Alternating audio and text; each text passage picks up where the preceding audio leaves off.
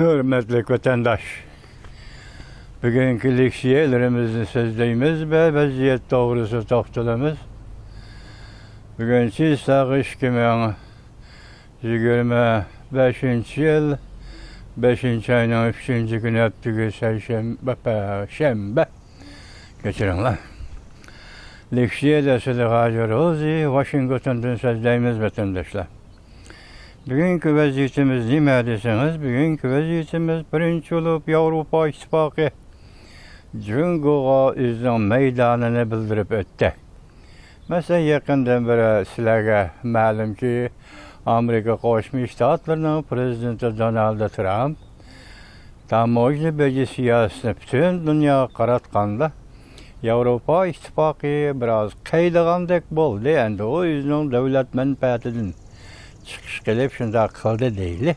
Lekin Avrupa İttifaqı bilan Amerika Qo'shma Shtatlari o'rtasida muayyan yoki tüplük o'zgarish va ziddiyatning bo'lishi bu mutlaq mumkin emas.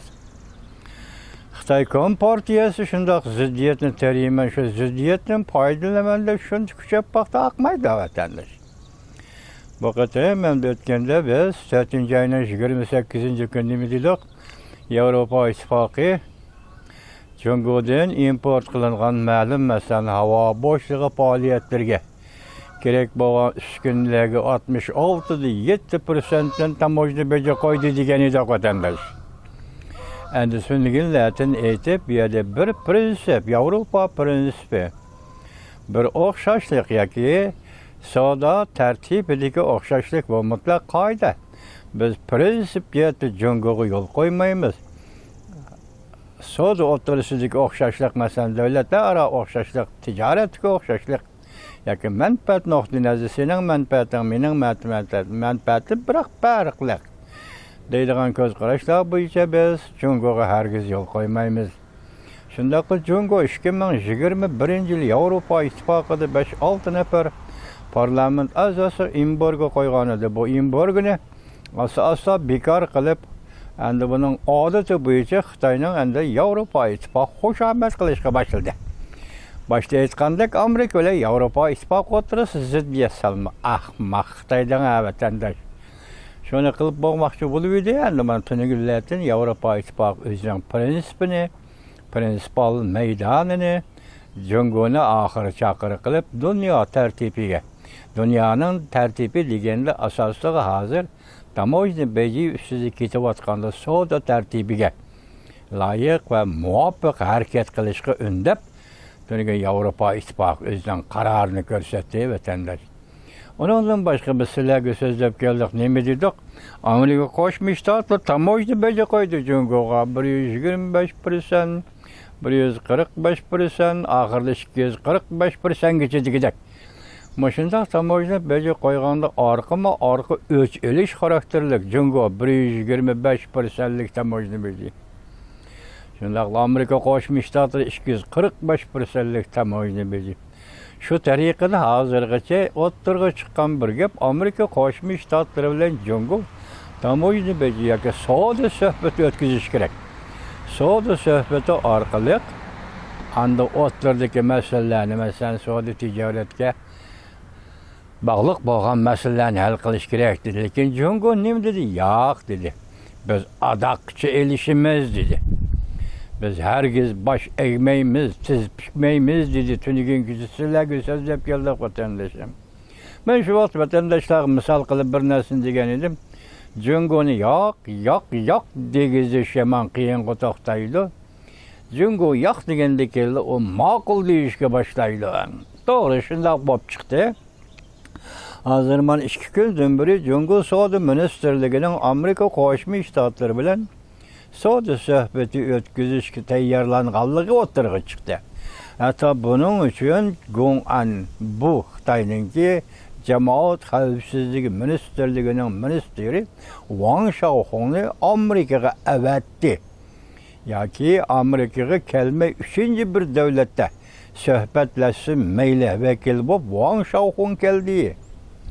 Hozir bu gapga qarasangiz nima degan gap desangiz, Amerika Qo'shma Shtatlari o'rtada bo'layotgan masala tamojni masalasi, tamojni beji masalasi, savdo masalasi. Bu Saqchi ministri Wang Xiaohong'ning suhbat kelishi. Balki o dastlabda hal qiladigan masala Pintayni masalasi yoki mushu dora, atkas, chekimlik masalasi. Avval bu shuni bir taraf qilamiz deb Wang Xiaohong'ni avatgan bo'lishi mumkin yoki shuni suhbatga o'tirib chiqargan bo'lishi mumkin. Amaliyotda bu Wang Xiaohong'ning darajasi kichik keladi vatandosh. Amerika Qo'shma Shtatlari bilan bu qatim savdo suhbati elib berishga bu obraz kichik kelib qoladi. Bu sabab nima emasdan, sen faqat Pintayni to'g'riliq suhbatlashsang, savdoning boshqa xillari, boshqa turlariga tamoyilni bejin, nozik bu masala bo'yicha nimalarni so'zlashishim mumkin. Buning sababi nima desangiz, vatandoshim, esingizda bor, Arliqda nima dedi? Jungoning naziriychisi, Kompartiyaning naziriychisi Tinsharong nima dedi? Men sizga so'zladim vatandoshim. Bu nuqul holda tamoyilni bejin masalasi emas. Hargiz tamoyilni bejin masalasi emas. Buning kaynida geopolitika, rayon xarakterli siyaset bor dedi. Biz sizlarga dedik, geopolitika nima? Amerika bilan Jungo o'tirsada Tayvan, Tibet, Uyg'uriston. Shundaqmi yo? Shundaq. Biz buni Tinsharongning so'zi bo'yicha shuning asosini tahlil qilamiz vatandoshim. Agar undaq qiladigan bo'lsa, ikkinchisi Omun va Shangang ishlari bo'yicha shuning mas'ul Shabolong Jungoning yuqorilik amaldori nima dedi? Bu qatim Amerika Qo'shma Shtatlari tamoyilni beja qo'ydi, maqsad dollar emas, maqsad pul emas, ahmoq bo'lmay Jungolik. Bu qatim sening jiningni oladi dedi. Mushla qarab kelsangiz, Wang Xiaohong'ni bu qatim Washingtonga avatsin deyli, yoki 3-chi davlatga avatsin, shu yerda o'ltirib Amerika Qo'shma Shtatlarining vakillari bilan savdo, tijorat va tamoyilni beji to'g'risida suhbatlashsin deyli. Wang Xiaohong'ning darajasi tuvan bo'lib qoladi. Uning ustiga boshda hozir biz sizlarga misol keltirgandek, Wang Xiaohong bu geopolitikalik masalalarni sezisholmaydi vatandoshlar. Bu ishlar to'g'risi Wang Xiaohong'ning fikri o'tmaydi, aqlim o'tmaydi, darajasi yetmaydi. Bu mumkin emas. Undaqda biz savol qo'yamiz, bu nima ish deb savol qo'yamiz vatandosh. Biz bunga nima ish deb savol qo'yamiz. Mana qarab turing. Jiddiy bir payt Yevropa ittifoqi tik-tak qattiq qo'l soldi. Masalan, C-919 qochadigan yo'l qolmadi. Bu yerda C-919 degan Jungoning bir aeroplani ekan. Bu harbiy aeroplanmi yoki aviatsiya aeroplanimi? Bu Yevropaga bozorga kirishga va yoki qandaqdir uchishga, qatnashishga ruxsat olish kerak ekan.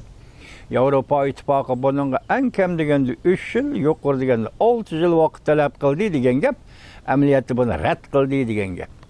Hozir tik-tak masalasi to'g'risi Yevropalik shundoq dediki, tik-takdan qo'llanilgan Yevropa ittifoqi a'zo davlatlardagi a'zolar statistikalik ma'lumotini sening tik-tak degan kompaniyaning mush yo'l orqali Beijingga yo'llab berdi.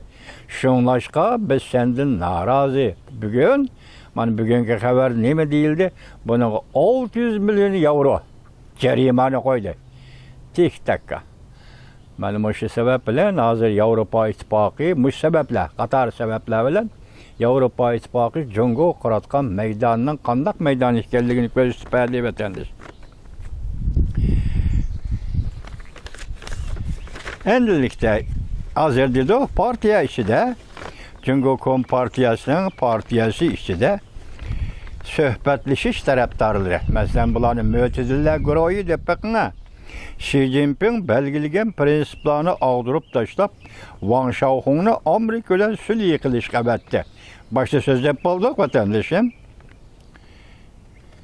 Hazır bunadaki bir cümle Jungo Kompartiyası Savdo Ministerliği tuyuksuz Amerika bilen sohbetleşinin uçurunu tarqatdı dedi. Yuqoridagi mavzu 5. ayının 3.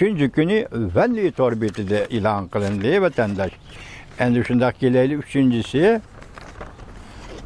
Savdo Ministerligining ministri yoki Jungo'nun Savdo Ministerligi'nin yetkizgen uçuru boyunca hazır bunun cevaben Amerika Qo'shma Shtatlari Moliya Ministerligining ministri Scott Beysen shunday javob berdi. Balki ehtimollik ichida yoki bir mujamallik ichida.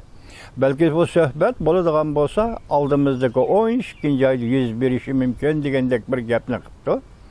Endi buning jarayoni qanday? Amerika taraf agar shu suhbatni qilishni xohlasa qanday o'rinlashtirdi? Buning Jungo Kompartiyasi qanday pozitsiyada bo'ldi? Oldimizdagi ishlar vatandoshim. Hozir Jungo Kompartiyasi nim bo'ldi mana suhbat tarafdorlari partiya ichida. Bir hafta ichida deydi. Dairler, Xi Jinping dairleri Amerika bilan kurash qilish deydigan muqomni tuyuqsizlar o'zgartib, savdo suhbati va savdoda maslahatlashish deydigan hukmlarni o'zgartdi deydi. Başlayım dedik. Ben sen bilan adaqchi elishiman degan dedik-ku. Endi bu yerga kelganda bir kechada yoki bir hafta ichida o'zgariblar yo'q bo'ldi. Ben sen bilan savdoda maslahat qilaman. Savdo bo'yicha suhbatlashiman deydigan yerga o'tdi deydi. Buning ikki ehtimolligi bor deydi. Bir tarafdan aytganda Prezident Trumpning tamoyil bejini Jungo iqtisodini texnik yomonlashtirib etdi. Bu bir taraf deydi. İkinci bir taraf biz o'ylab yetilmagan tarzda va shunday bir damda hozir Jungnanxayning ichki qismida intayin zo'r o'zgarish bo'ldi deydi. Muşu sebepler, muşula besim deb his qilganda Jungo Kompartiyasining ichki qismidagi mütezillar yoki Amerika bilan suhbat o'tkazmoqchi bo'lgan taraflar faqat savdo masalasi bo'yicha Amerika bilan savdo suhbati o'tkazishga qo'shildi va shuning uchun birinchi bo'lib Wang Xiaohongni o'ttirib chiqadi deydi. Wang Xiaohong to'g'risi biz sizlarga yuqorida so'zlab o'tdik. O'zingiz bunu tahlil qilib baksanız bo'ldi. Sen savdo suhbati o'tkazishga layoqatlikmi Amerika Qo'shma Shtatlari bilan? Bu qanday gap deb. Anandan keyin Jin Sharon dedi, buning keyin geopolitika bordir. Sen bu to'g'ri suhbatlashishga layoqatlikmi Wang Xiaohong deb ism qo'ysangiz bo'ldi. Endi qisqa xabarlardan bir ishni anglaysiz. Ukraina, kechiringlar, ekranda Jungo Kompartiyasi sabiq Sovetlarning koni katağında menip parçalanadigan vaqt yetib keldi. Asli mavzu. Prezident Donald Trump Jungo Kompartiyasini parchalamdi. Jungo Kompartiyasi Sovetlarning koni katağında menishga boshladi. Umid sadasi 5-oyning 2 kuni yutib. Xi Jinping yana bir xabar xandallig'ini yer tavridi. Yana bir buyruq yetib keldi. Beijing butun sap bo'yicha kontrollikdan chiqib ketdi. Rongyanning nazari 5-oyning 3 kuni yutib Washington vaqti atdigan soat 4'da. 4:30 yetib kelgan xabar. Yer tavrash. Buningda bizning ancha-muncha xabarimiz bor. Hozir buyruq zodining buyruq. Hani kirib anglayman vatandaş kechiringlar. Ekranda yana bir xabar. Amerika bishorat berdi. Urush yetib kelyapti. Prezident Donald Trump urush davri prezidenti bo'lib qoladi. Asli mavzu urushga tayyorlik qilishmi? Prezident Donald Trump Amerika armiyasiga yana $1 trillion ajratdi. Amerika bexatarlik ministerligi Prezident Trump urush davri prezidenti bo'lib qoladi dedi.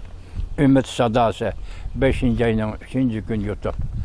Men shu abzasini to'g'ri tushunamadim vatandoshlar. Men to'g'ri tushunamadim. Donald Trump, Prezident Trump to'g'ri urushni xohlamaydigan prezident edi.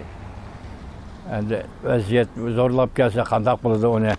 Biz bir nima deyolmaymiz vatandosh. Endi yana bir xabar. Prezident Trump Ukrainaning Krimiyaga hujum qilishiga ruxsat qilamdi. Amerika armiyasi tarixda ko'rilib boqmagan bir darajada islohot elib beryapti. Jungo Markaz televiziya stansiyasi munda qashqarildi. Xi Jinping Şanxayda huquq topshirishga tayyorlik qildi. Jungo Savdo Ministerligi Amerika bilan savdo suhbati o'tkazganligi to'g'risida uchar tarqatdi. Umid sadasi 5-oyning 3-kuni yo'tib. Xabarlanmışa vatandaşa bazı bununla ko'rib oladiganınız demek men oxirigacha elishman Amerika bilan degan Jungo Kompartiyasi bir hafta debtaningda bir kecha desin bo'ldi, bir kecha o'zgardi degan gap. Bir kecha o'zgardi. Oxirigacha elishman degan narsa, oxirgacha kurash qilaman degan gap, qumlarning hammasi bir kecha o'zgarib, biz savdo suhbati o'tkazamiz degan yagit. Mana shunday gap. Dunyo shunday gap atandi. Amerika bizde iqtisodiy jihatda qudratli davlat. Siyosiy diplomatiya jihatda qudratli davlat. Hozirgi zamon fan texnikasi jihatda qudratli davlat. Uning rahbarlik san'ati. Tushundingizmi? Dunyoga va Amerika Qo'shma Shtatlar davlatiga rahbarlik qilish san'ati bu siz jungolarga yetishmaydigan, yetishish u yoqda olsun, o'ylab yetolmaydigan bir san'at. Jungolar apandilar. Endi shunga deymizki, vaqt keldi, o'tganda dedik, Jungo erkin bo'lish kerak, erkinlikka erishish kerak degan so'zni prezident Donald Trump o'z og'zi bilan aytdi. Endi shunday bo'lishi kerak, Jungolar apandilar, Xo'chunxoni varislikqa tayinlabsilar. Masalan, bu odam Xo'jin tog'ining odami. Kimning odam bo'lishidan qat'iy nazar mening bir ko'z qarashim ta'kidlab kelyapman. Bu qatim Jungoda Kompartiyaga sekretar bo'ladigan kishimi, Jungoga rais bo'ladigan kishimi, armiyaga general bo'ladigan kishimi, hammasi xalqaro jamiyatning nazaridagi kishilar. Amerika Qo'shma Shtatlarining ta'siri ostidagi kishilar. Masalan, mushundaqla hal bo'lsa, vaqtida hammamizning umidi ro'yobga chiqadi. Vatandaş.